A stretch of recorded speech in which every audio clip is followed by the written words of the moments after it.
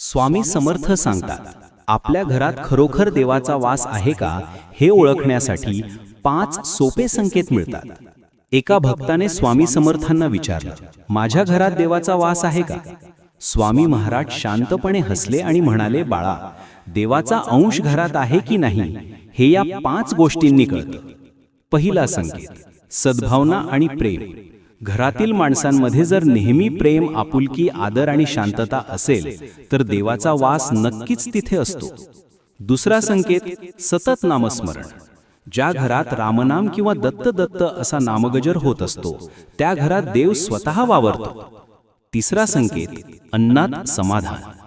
अन्न हे पूर्ण ब्रह्म आहे. थोडं असो वा जास्त, सर्वजण घरात समाधानाने जेवत असतील तर ते घर देवालय बनतं. चौथा संकेत, अतिथीचा आदर सत्कार. ज्या घरात आलेल्या पाहुण्याला अतिथी देव मानून